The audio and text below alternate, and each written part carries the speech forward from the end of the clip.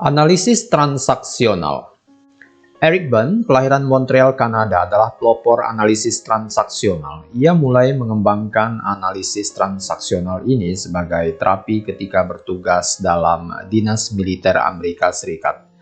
Dia diminta untuk membuka program terapi kelompok bagi para tentara yang mendapat gangguan emosional akibat terlibat dalam Perang Dunia Kedua. Berne pada mulanya adalah seorang pengikut Freud dan melakukan praktik psikoanalisis dalam terapi. Sebab saat itu psikoanalisis tengah mendapat perhatian yang luar biasa, bahkan Berne sendiri pernah mendapat kuliah psikoanalisis. Analisis transaksional berevolusi dari ketidakpuasan Berne dengan lambatnya psikoanalisis dalam menyembuhkan orang-orang dari masalah mereka. Setelah Berne berhenti bekerja pada dinas militer, Berne mulai melakukan eksperimen yang sungguh-sungguh. Akhirnya pada pertengahan tahun 50-an, barulah ia memperkenalkan teorinya, analisis transaksional. Menurut Berne, terdapat 4 tujuan yang ingin dicapai dalam konseling analisis transaksional, yaitu yang pertama, konselor membantu klien yang mengalami masalah status ego yang berlebihan. Kedua, konselor berusaha membantu mengembangkan kapasitas diri klien dalam menggunakan semua status egonya yang cocok. Konselor berusaha membantu klien di dalam mengembangkan seluruh status ego dewasanya. Pengembangan ini pada hakikatnya adalah menetapkan penalaran dan pemikiran individu. Untuk itu dibutuhkan kemampuan serta kapasitas yang optimal dalam mengatur hidupnya sendiri.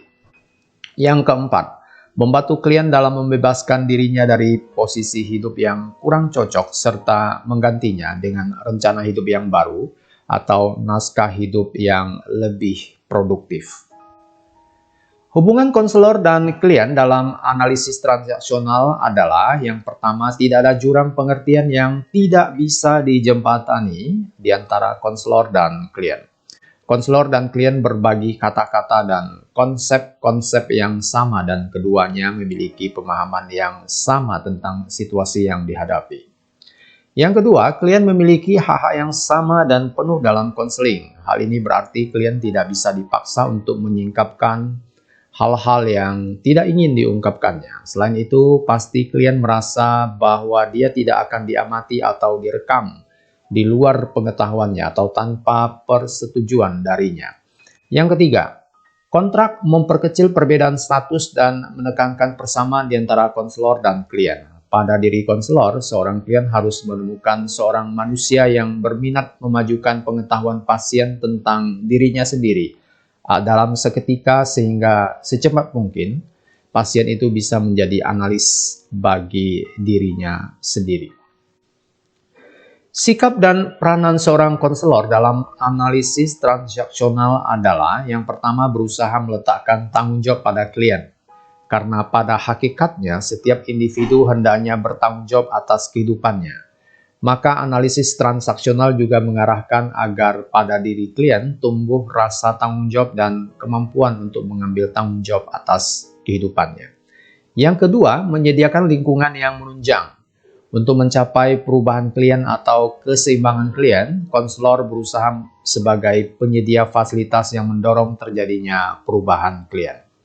Yang ketiga, memisahkan mitologi dengan realitas.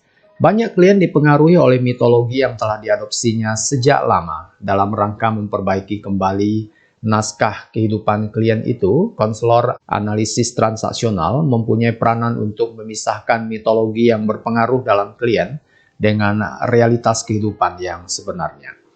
Yang keempat, melakukan konfrontasi atas keanehan yang tampak. Keanehan atau keadaan ego status klien yang tidak seimbang dapat diperbaiki konselor dengan melakukan konfrontasi. Konselor hendaknya bisa membentuk dan merekonstruksinya menjadi seimbang. Sehingga tahapan proses konseling analisis transaksional adalah yang pertama, bagian pendahuluan digunakan untuk menentukan kontrak dengan klien, baik mengenai masalah maupun tanggung jawab kedua belah pihak. Yang kedua, konselor mengajarkan klien tentang ego statusnya dengan diskusi. Yang ketiga, membuat kontrak yang dilakukan oleh klien sendiri yang berisikan tentang apa yang akan dilakukan oleh klien. Bagaimana klien akan melangkah ke arah tujuan yang telah ditetapkan dan klien tahu kapan kontraknya akan habis.